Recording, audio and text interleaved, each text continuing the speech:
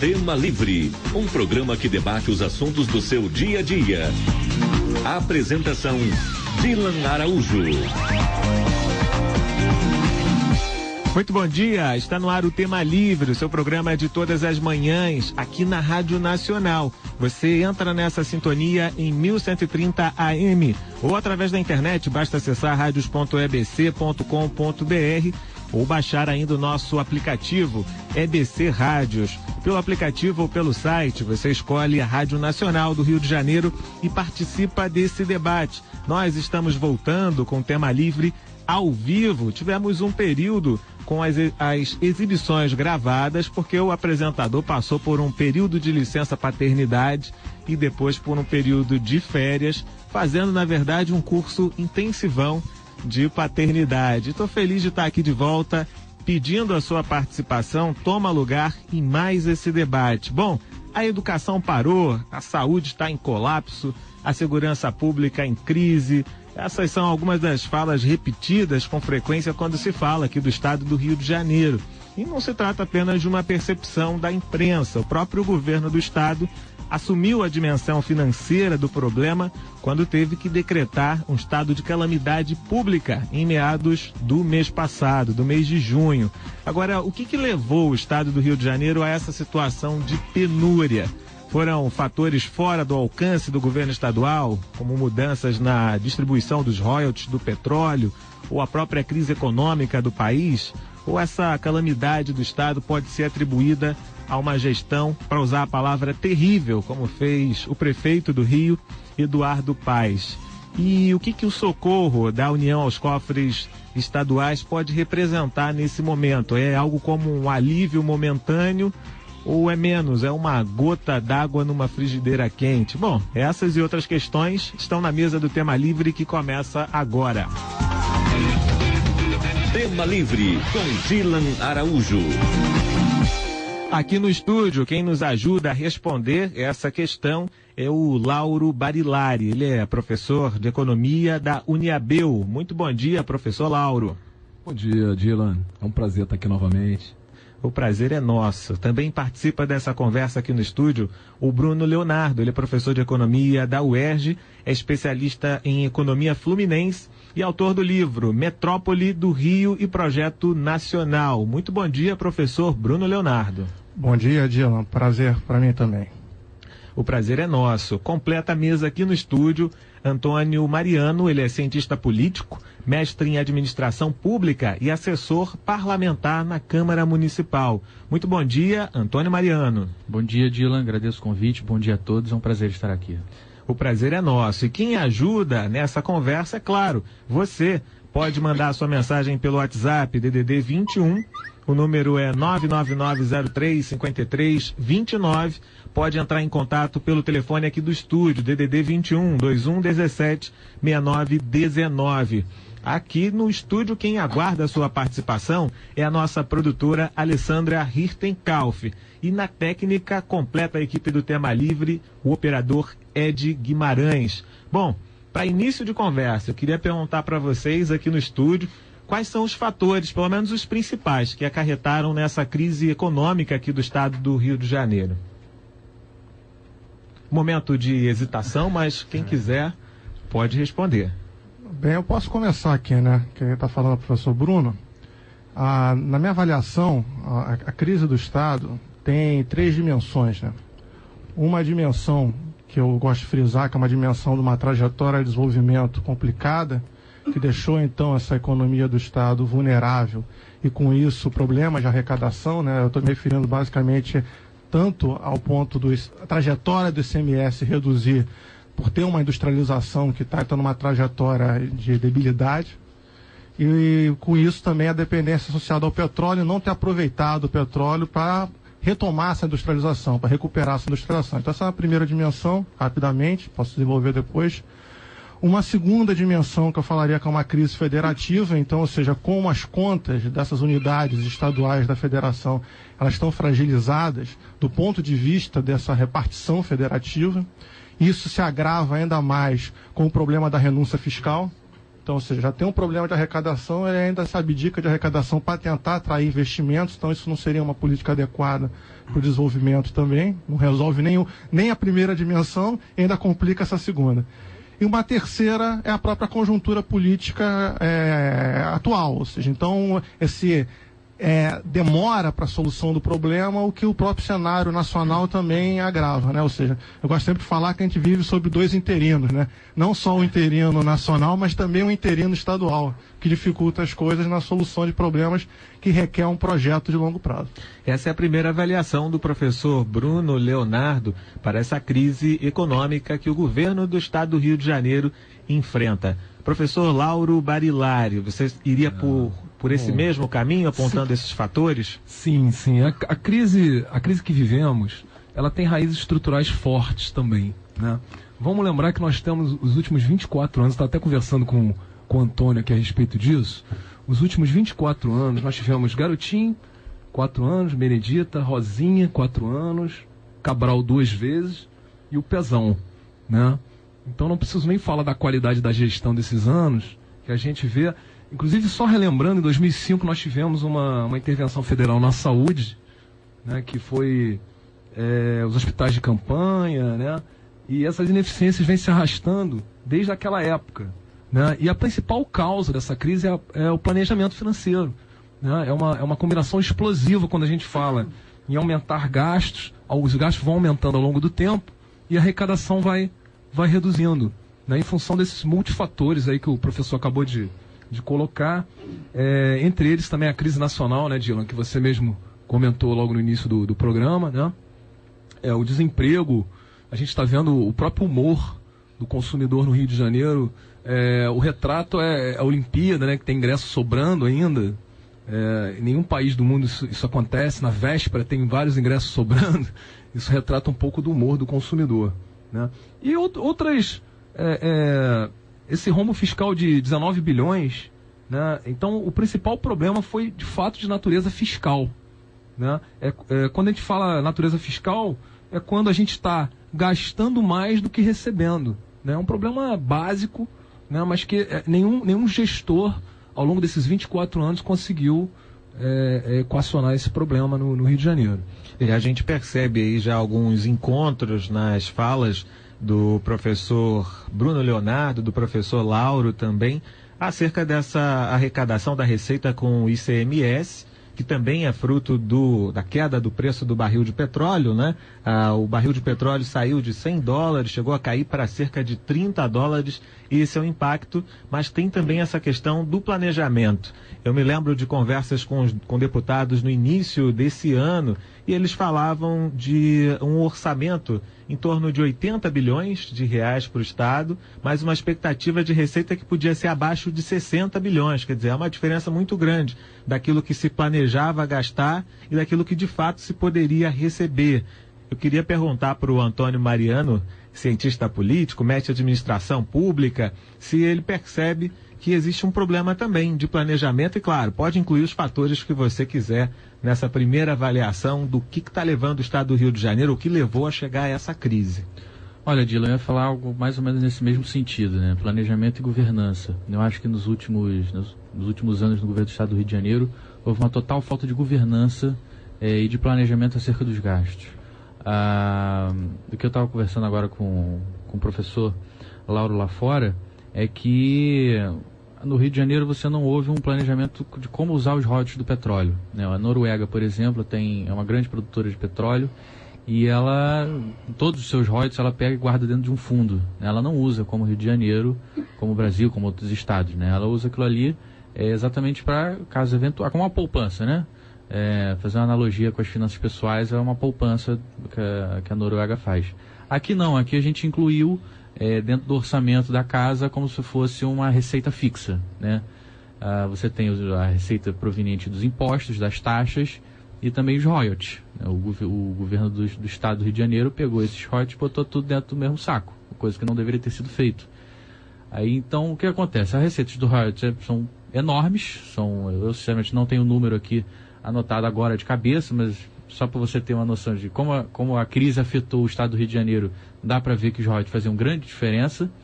E ao invés de a gente pegar... Só abrindo um parêntese no teu gancho, a gente tem informação de que no ano passado deixou de entrar 900 milhões por conta desse impacto do que o Estado arrecadava com petróleo. Quase 1 bilhão. 30% do PIB. É o que significa para a arrecadação do Estado. Então, ao invés de a gente fazer um planejamento de, assim, a gente tem X de imposto, né? X de entrada de impostos, taxas e etc.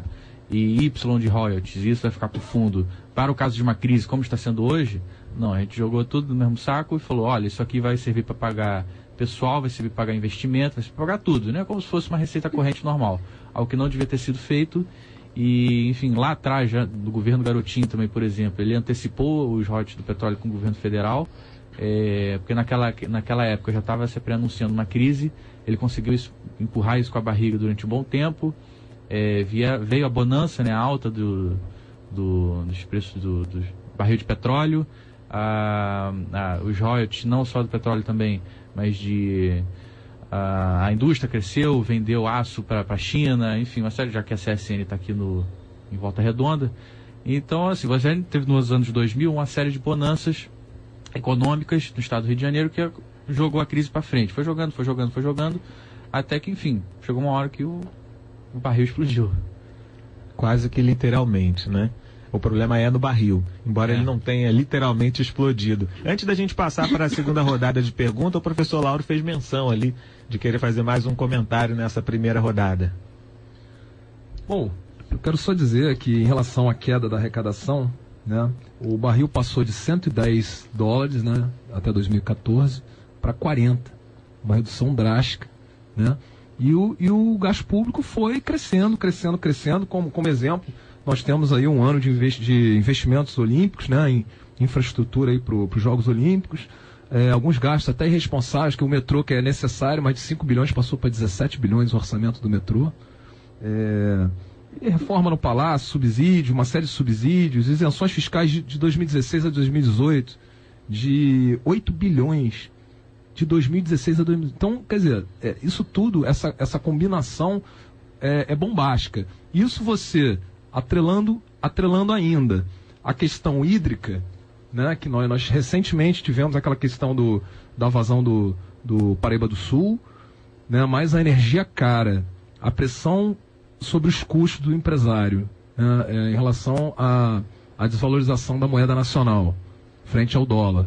Tudo isso fez com que a indústria, né, produzisse menos, com isso gerasse uma arrecadação bem menor, né? Então é uma irresponsabilidade você usar uma receita variável para arcar com uma despesa fixa. É como se você pegasse a escola do seu filho e estivesse contando com aquele bico, né? com aquele dinheirinho que você está ganhando ali de vez em quando. Você tem que ter um dinheiro mais ou menos fixo para que você possa arcar com aquela despesa dos seus filhos, né?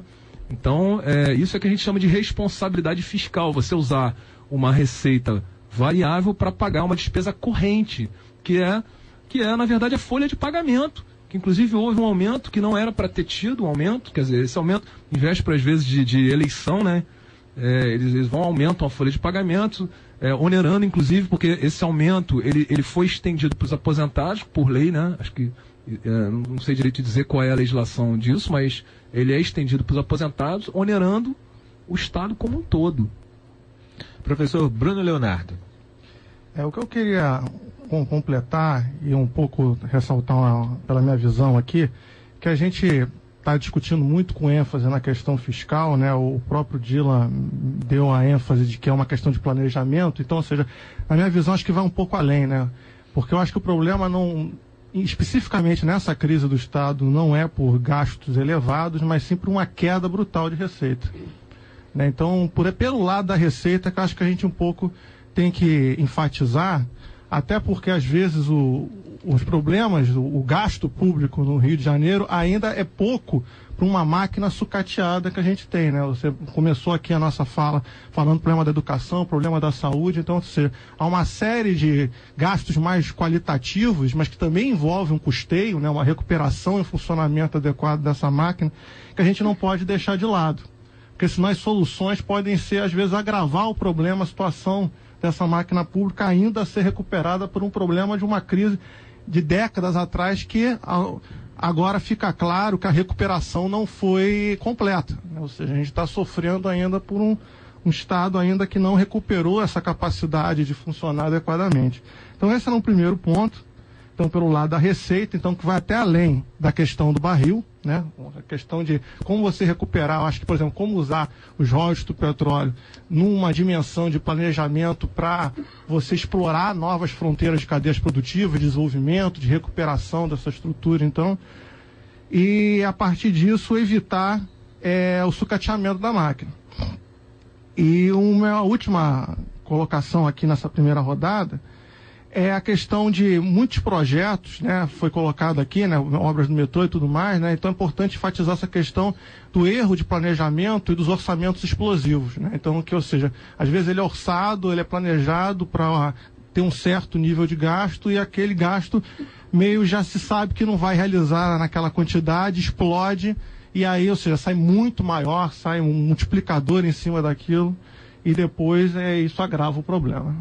Tá certo, você ouviu Bruno Leonardo, professor de Economia da UERJ, especialista em Economia Fluminense. Eu gostaria que a gente aprofundasse um pouco na reflexão de qual é o tamanho atual do problema da crise. Como é que a gente pode fazer uma avaliação de em que pé nós estamos nesse momento e já emendar na avaliação desse decreto de calamidade pública, se vocês concordaram da forma como aconteceu e quando aconteceu. Antônio Mariano, cientista político, quer começar? Vamos lá. Para começar pelo decreto, eu acho que foi meio que um jabuti esse decreto, né? Porque, enfim, eu fui atrás, né, até mesmo por questões de ofício, sobre a legislação que regula a questão da calamidade pública. E assim, não diz absolutamente nada sobre questões de calamidade pública por quebra, enfim, de Estado, numa situação financeira como a gente está, como foi feito, né? E sim sobre questões naturais, desastres naturais, caiu uma encosta, inundações, enfim, esse tipo de coisa, como aconteceu na Serra alguns anos atrás, por exemplo. Isso são questões que caracterizam um estado de calamidade pública. Então, para vocês terem uma noção de como a situação está tão ruim, eles tiveram que inventar o jabuti, né, no decreto do governador Dornelles, por exemplo, de modo que eles pudessem rearranjar isso e, enfim, botar meio que na porta dos fundos da legislação que trata sobre calamidade pública. Ele cita, se eu não me engano, assim, uns 4, 5 pontos, que é saúde, educação, segurança, e um outro que hoje em dia ninguém fala mais, mas que está lá escrito, que é a questão ambiental. Então, eu acho que, na minha percepção, a assessoria legislativa do governador pegou, não, a gente não tem como, acho que tinha orçamentária também, a gente não tem como pegar esses pontos e transformar isso em calamidade pública, porque senão alguém pode entrar com algum recurso na justiça, enfim, anular isso num decreto legislativo na LERJ, e aí a gente vai perder o dinheiro. Botaram um ambiental ali, que é só, enfim, deram um migué, digamos assim, no governo federal. Claro que o governo federal aceitou, né, ele não ia recusar uma ajuda dessa, até porque, enfim, as Olimpíadas estão aqui batendo na porta. E, enfim, já deram dinheiro, quase 3 bilhões de reais. Se eu não salvo engano, foi para segurança e para saúde. E, enfim, foi para você ver como isso ilustra bem a situação dos últimos, sei lá, 15 anos para cá. Uma falta de planejamento, uma falta de governança, que agora estão tendo até que fazer jabutis aí para arranjar dinheiro, sabe-se lá de onde. Né? Professor Lauro Barilari, você concorda que esse decreto de calamidade pública foi um jabuti? Concordo, eu acho que é uma transferência de responsabilidade de forma compulsória, né? Na verdade, você colocar isso para a população, dizendo, colocar a responsabilidade na mão do governo federal, né? Falando, olha, não conseguimos resolver. É a falência, é você decretar a falência do Estado, né? De fato, e você reconhecer de que dali você não consegue mais pagar o funcionalismo diante de uma iminência de greve geral, né? 4 meses de greve na educação, a saúde, diversas unidades sendo fechadas, né? Problemas até na justiça, porque gente morrendo e problemas em cima do governador. Então, para tirar essa responsabilidade criminal, até eu acredito que seja, né, civil e criminal da mão dele, do governante, ele forçou esse decreto, né, na minha opinião, né? Eu queria só comentar a questão que o professor Bruno Leonardo falou. Eu concordo que o problema está na Receita, apesar de que, com todos os problemas que ocorreram, houve uma queda de 16%. Né? E que se você for olhar isso para a iniciativa privada, por exemplo, o que é 16% para um lojista que está acostumado a cair 50%, 40% e ele não quebra? Né? Então, assim, quando você olha para a iniciativa privada, você olha para as indústrias em geral, elas estão acostumadas a ter essa queda de 20%, de 30%, de 40%. Né? Basta ter uma reserva. Se você tem uma reserva em épocas de vaca gorda, você tem que fazer essa reserva para que em tempos de crise você possa utilizá-la. O que aconteceu é que na época da abundância, né, das vacas gordas, a gestão não soube conduzir isso, né, fazer essa provisão, né, foram gastando, o aumento dos gastos foi crescendo, daquele jeito que eu falei, né, quer dizer, com receita extraordinária, e os gastos correntes foram crescendo. Quer dizer, a máquina foi crescendo com receitas extraordinárias. Não teve a preocupação de se guardar aquele delta do equilíbrio do petróleo, aquele valor a mais que estava o barril do petróleo, que todo mundo sabia que estava acima de um equilíbrio e que aquilo lá ia despencar, mais cedo ou mais tarde isso aqui ia despencar. Isso é cíclico. Para quem está no mercado das commodities, sabe que a commodity, quando está muito alta, você sabe que vai chegar um momento que ela vai cair. É só você perguntar isso para um analista de mercado de capitais, né, que trabalha com mercadoria futuro, que ele vai te dizer. Chega um momento que essa commodity cai. Então o governo foi muito irresponsável nesse sentido, de não fazer essa reserva, né, e gerando aí esse problema agora. Porque se a gente tivesse essa reserva, não teria problema com esses 16% de queda de receita. Você ouviu o professor Lauro Barilari, professor de Economia da Uniabel. Eu vou passar agora para o professor Bruno Leonardo para fazer algum comentário nesse sentido que o professor Lauro fez agora, caso queira voltar a essa questão, mas também para falar um pouco sobre esse decreto de calamidade pública, se a sua avaliação é de que ele foi feito em boa hora, se ele é um jabuti, como os nossos demais convidados disseram, ou se ele realmente não deveria ter sido feito. Bem, o decreto, na verdade, eu gosto de falar que ele é uma jogada ensaiada, né? Ou seja, antes de ele ter sido promulgado, foi negociado isso, né? O Dornelles foi até Brasília, então, ou seja, criaram um artifício para ter uma ajuda para o Rio de Janeiro que outros estados não pudessem pedir também. Então foi isso, na verdade criou um fato para justificar um repasse emergencial de recursos. Então, nesse sentido que ele deve ser entendido. Agora, se isso soluciona o problema, né, ao meu ver, acredito que os colegas também vão dizer que não, né, ao meu ver não soluciona o problema, é uma ajuda ali de curtíssimo prazo para tentar abrandar um pouco o problema no momento da Olimpíada. E, ou seja, na minha avaliação, o problema atual, né, somando então a esse meu diagnóstico, é que o governo do estado ele está empurrando com a barriga para frente o problema, esperando uma conjuntura melhorar, vamos dizer, o preço do petróleo subir, ou então a economia brasileira voltar a crescer, ou então, enfim, o governo federal propriamente conseguir passar ali a questão do refinanciamento dos estados, né? Ou seja, né, como assim acertar ali as contas.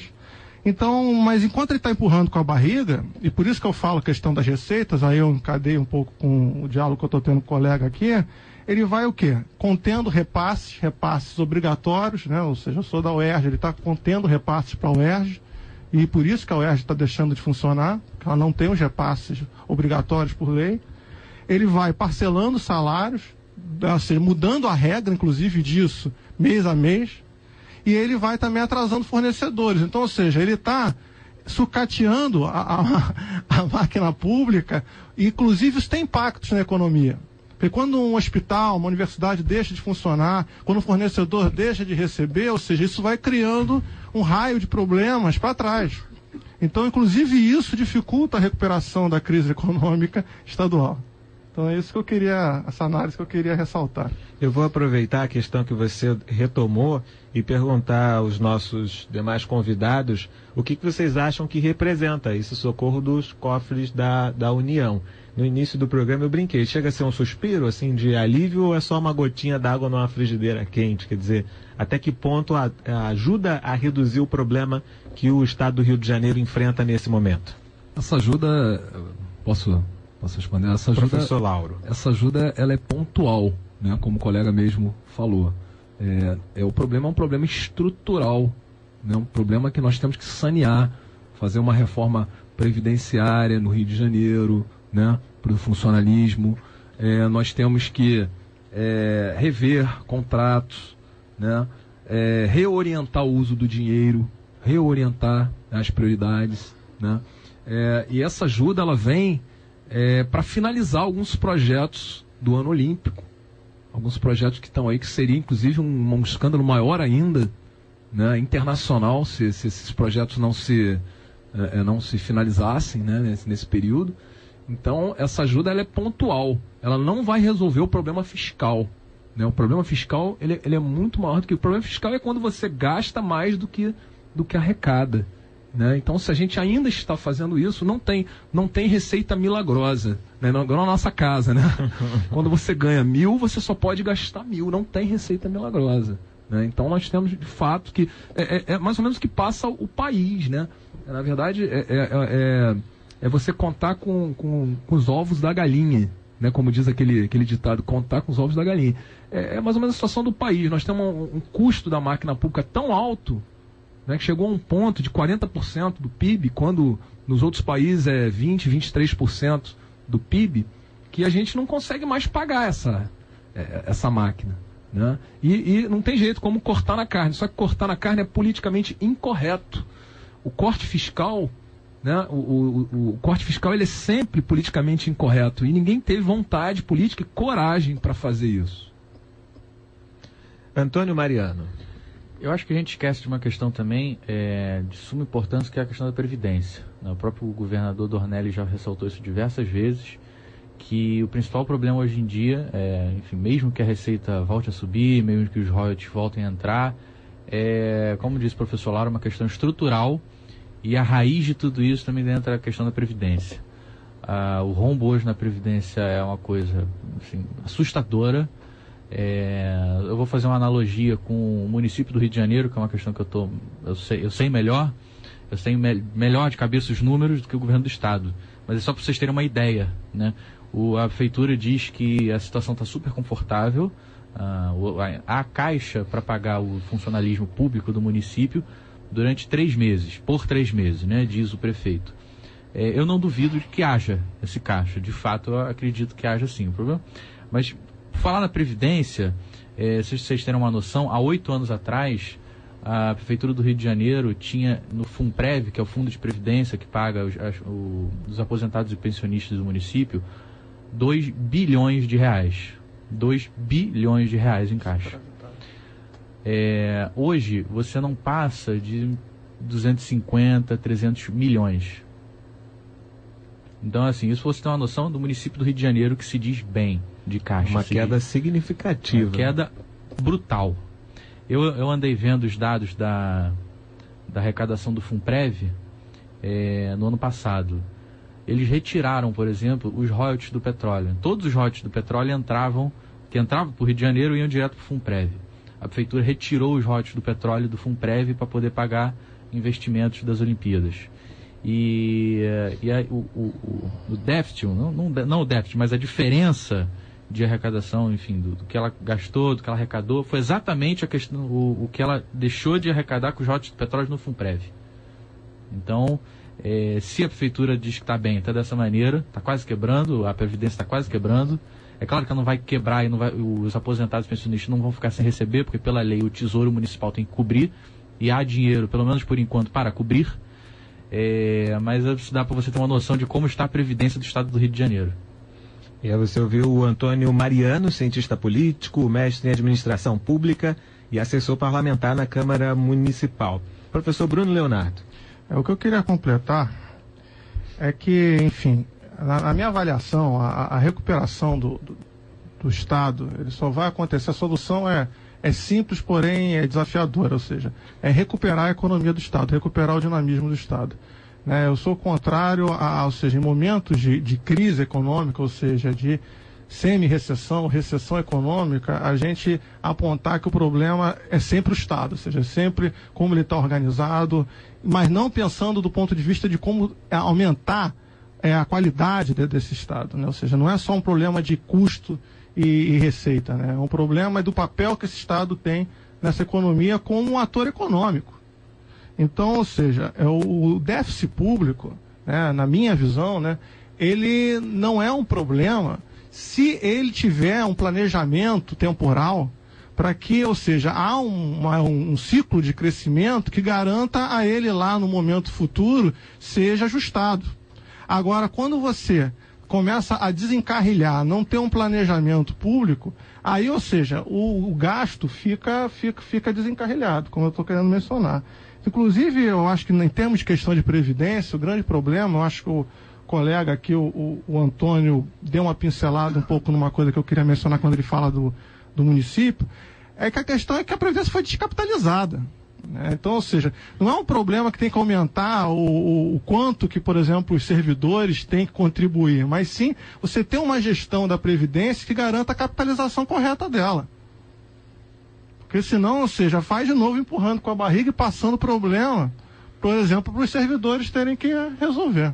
Então essa é um pouco a minha avaliação e eu acho que só vão conseguir sair dessa crise, aí que é o desafio, recuperando o crescimento econômico.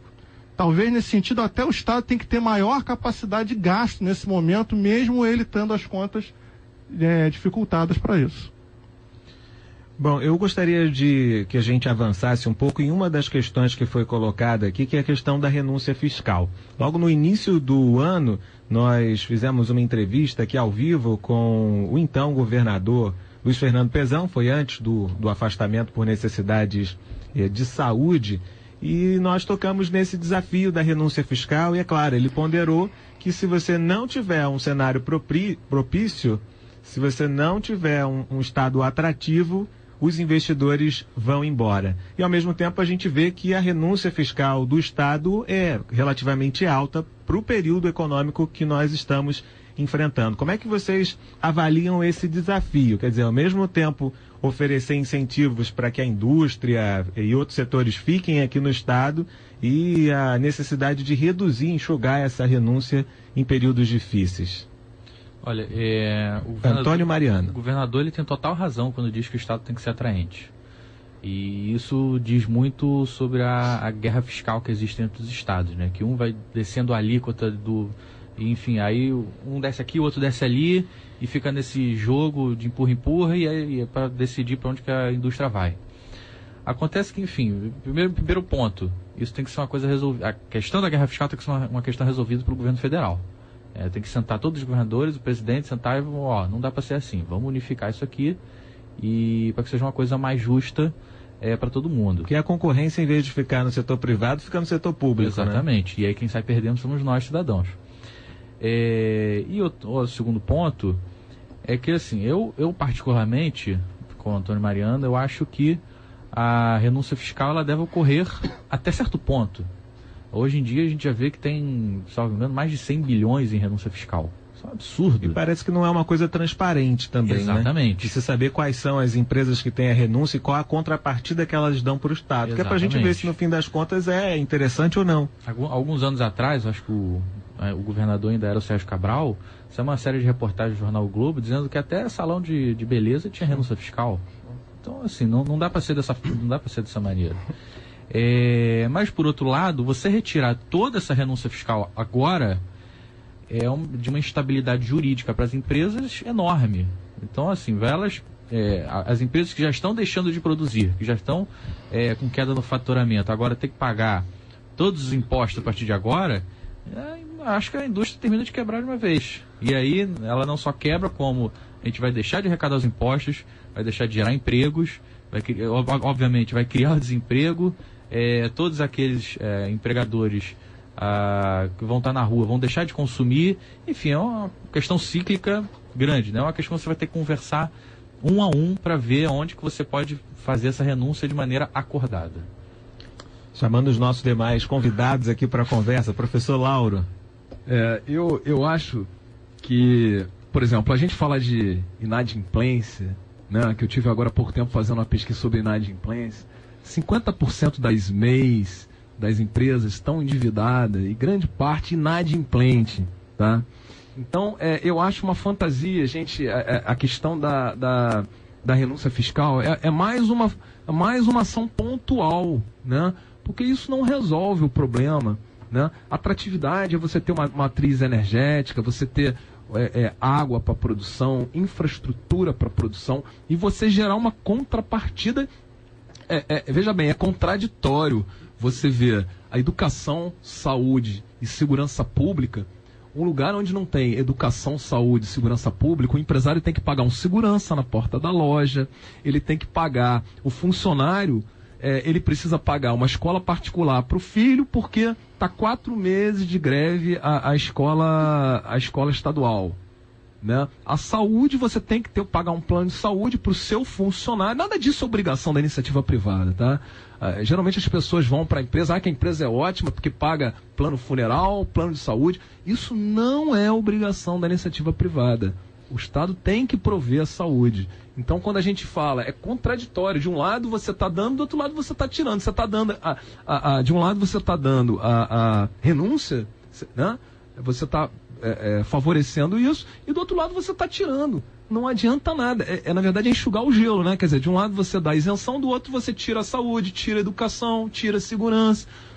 Ou seja, o empresário está totalmente desguarnecido. O custo Brasil, né? Não vou nem falar de Rio de Janeiro, né? Tem o custo Rio, mas o custo Brasil, né? É em função disso. Não adianta você dar de um lado e tirar do outro. Quer dizer, são políticas, na verdade, antagônicas. Né? Então, é isso que eu queria colocar. E eu queria dizer também que eu concordo com o professor ali, Bruno, que a solução passa pela recuperação da indústria, né? Recuperação industrial. Né? Porque sem recuperação industrial, o crescimento da oferta no Estado, ele é a única forma de você ter o crescimento sustentável, né? O crescimento sustentável da economia do Estado, né?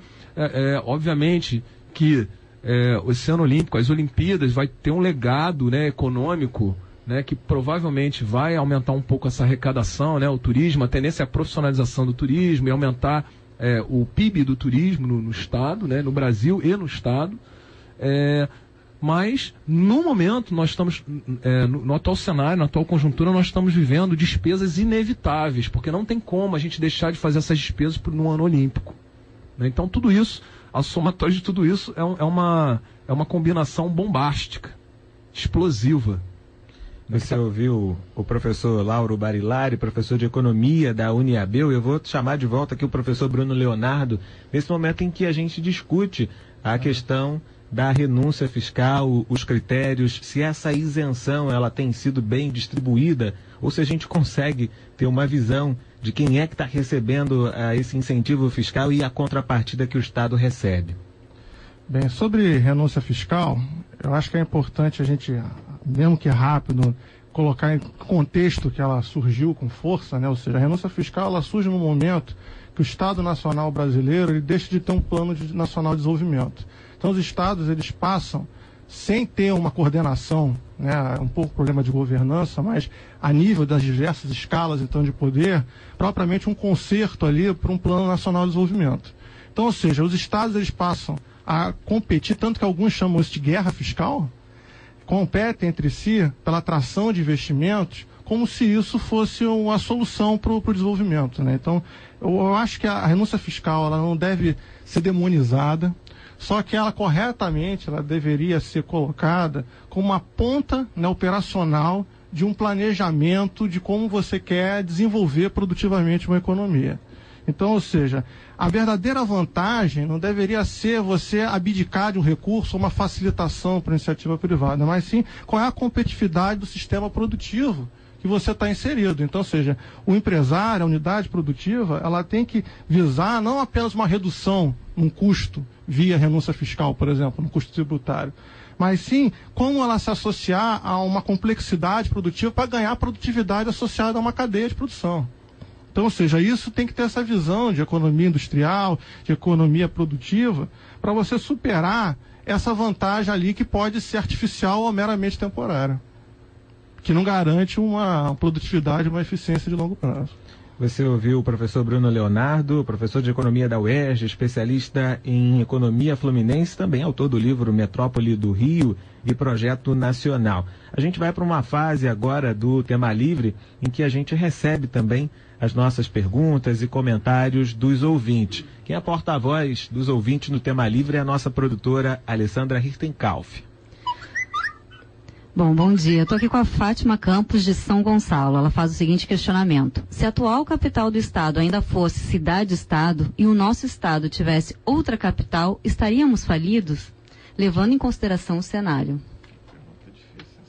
Eu acho que, enfim, a gente quer um minuto para pensar nessa resposta.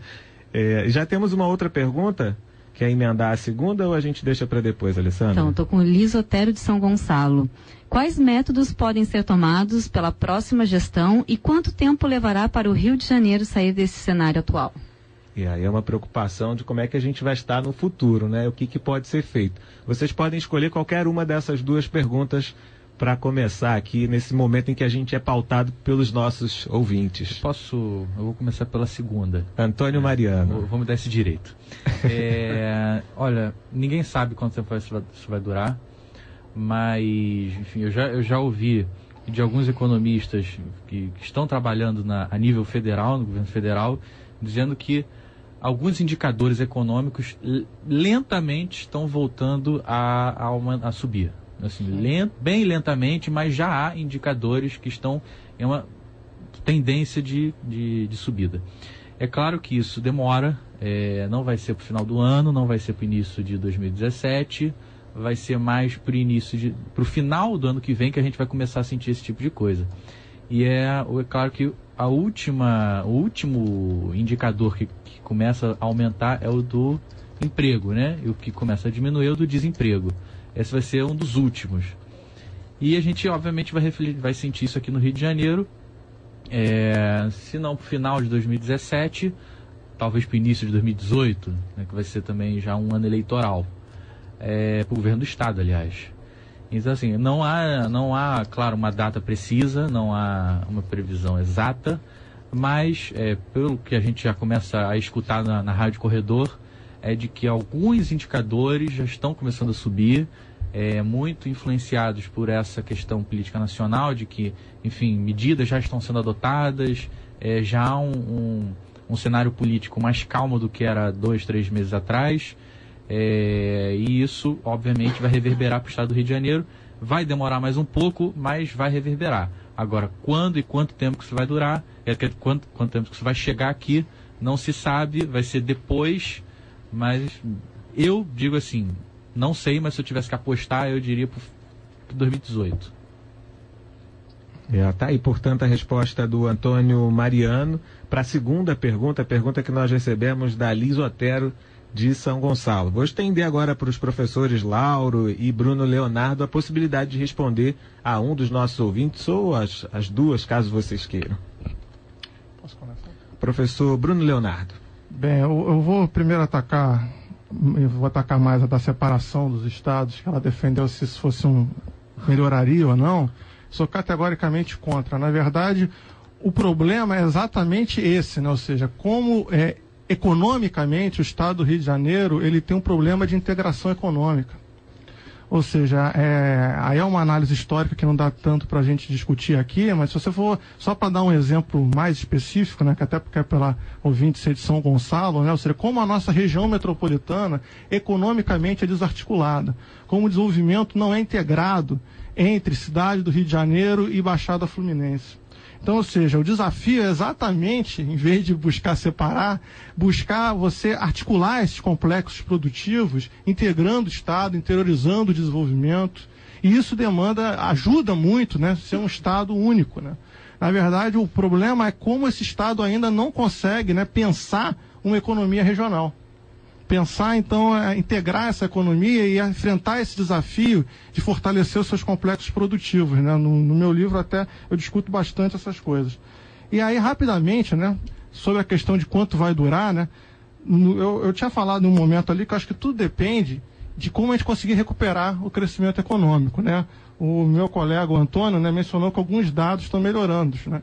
Mas ainda é muito difícil a gente estimar uma trajetória de crescimento quando a gente passa por uma dimensão ali que eu falei de uma crise política conjuntural, aonde os atores, em vez de estar preocupados em colocar os interesses do país, em buscar recuperar propriamente a economia como um desafio mais imediato, fica ali uma guerra de facções, uma guerra de grupos políticos que atrasam então esse processo, né? Agora recentemente mesmo foi visto ali que no Congresso, né, foi colocado como prioridade a renegociação da dívida dos estados e o Congresso não passou isso como prioridade, né? Então, ou seja, vai atrasar ainda mais. Então, posterga problemas que são mais imediatos para os interesses ali, enfim, particulares dessas facções. Professor Lauro. Eu queria colocar que tem um indicador que chama média de gasto per capita, né, que o Rio está muito mal e que nós temos que fazer essa readequação, né? Não é questão de cortar gastos, né, como o próprio colega falou, que a questão não é simplesmente em cortar, até porque nós temos uma série de lacunas a serem preenchidas, né, na área social, enfim, na área de infraestrutura, e nós vivemos também o equacionamento e a inflexão, né, a volta a esse crescimento, ela depende muito da gente equacionar a crise de representatividade, uma crise moral que o país, né, e o Rio de Janeiro também, inclusive o Rio de Janeiro, ele teve muito azar, né? Azar nesse momento, né? Conjunturalmente, na verdade eu falo que a palavra é o azar, porque houve a crise da Petrobras junto com a queda do barril, né?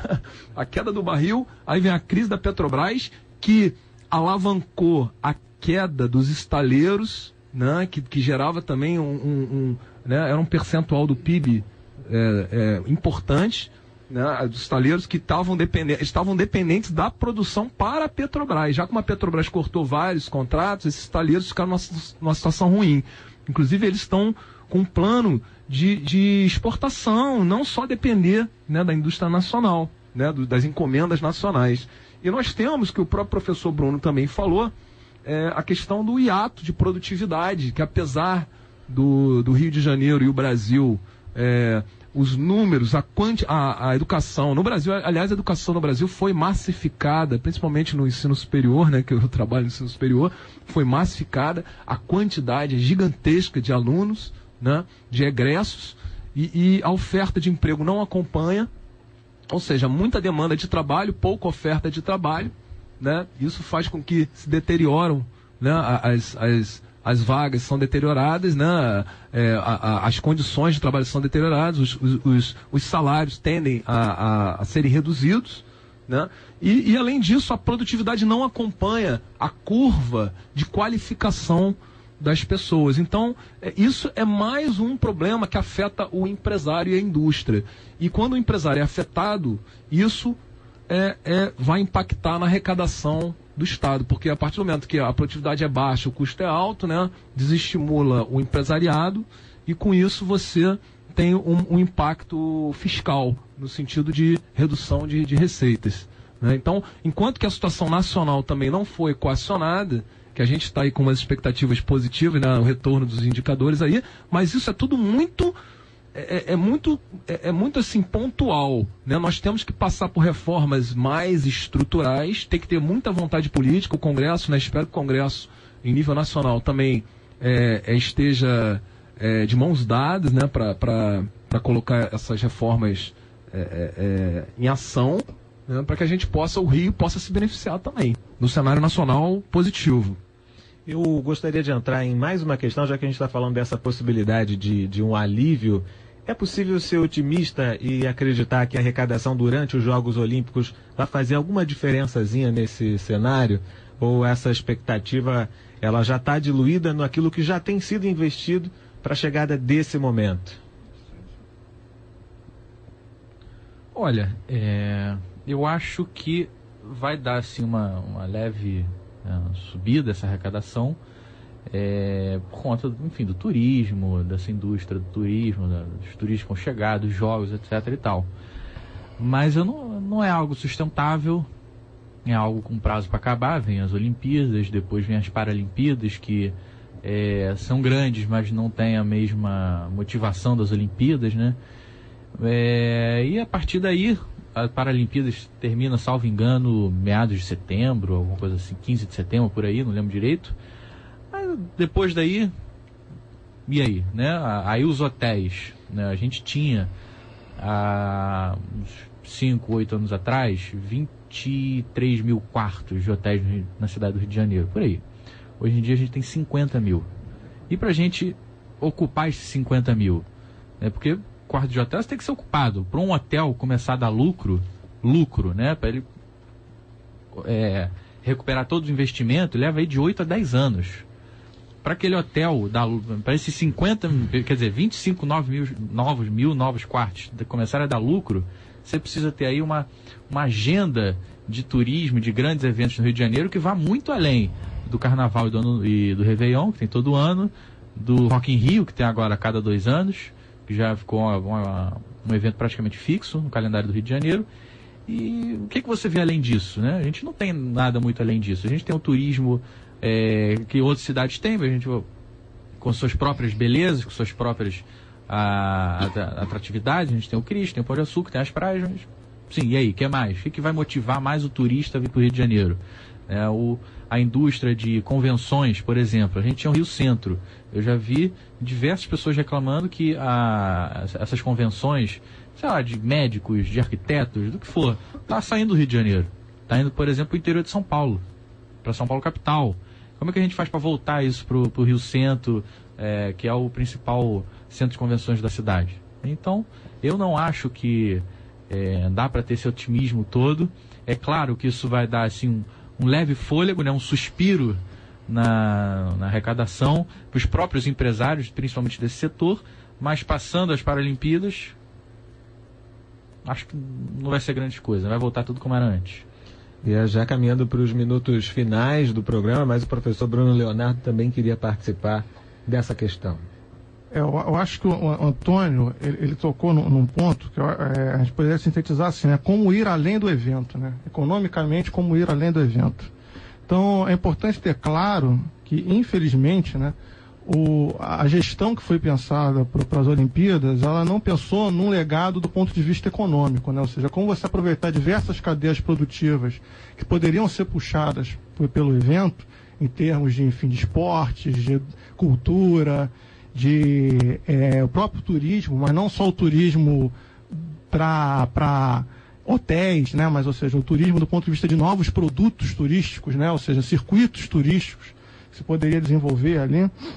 E essas coisas, enfim, não foram enfatizadas. Então, ou seja, eu acho que se você não pensar além do evento, complica. E isso está associado um pouco a uma coisa que eu falei em um outro momento, que é a questão da produtividade. Mas a produtividade também, e aí um pouco a colocação que eu divirjo um pouco do meu colega, mas divirjo fraternalmente, que é a questão que não é a produtividade só pela questão da educação, mas sim o que a gente chama de produtividade sistêmica, ou seja, como você articular cadeias para uma atividade gerar eficiência para outra. Então, ou seja, inclusive gerar uma transmissão de conhecimento, de inovação entre as atividades. Então, esse desafio você só consegue quando você ganha complexidade produtiva.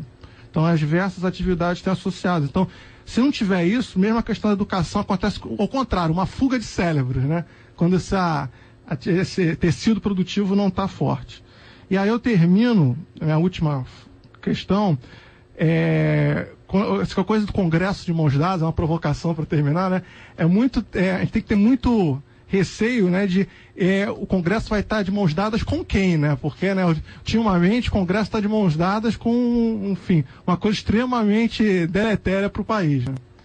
Então eu agradeço ao professor Bruno Leonardo, professor de Economia da UERJ, especialista em Economia Fluminense e autor do livro Metrópole do Rio e Projeto Nacional. Agradeço também ao Antônio Mariano, cientista político, mestre em Administração Pública e assessor parlamentar na Câmara Municipal. Agradeço ao professor Lauro Barilari, ele é professor de Economia da Uniabel. E, é claro, agradeço a você que participou do programa Tema Livre, entrando em contato, enviando seu comentário, as suas perguntas, assumiu o seu lugar aqui no nosso programa. O Tema Livre fica por aqui. Nós estamos de volta ao vivo amanhã, às 10 horas da manhã, e vamos falar sobre a saída do Reino Unido da União Europeia e repercutir quais são as influências dessa crise econômica da União Europeia para o nosso país. Mais uma vez, você é convidado a participar do nosso debate. Você fica agora com o Nacional Informa e na sequência com o programa Alô Daisy. Até logo!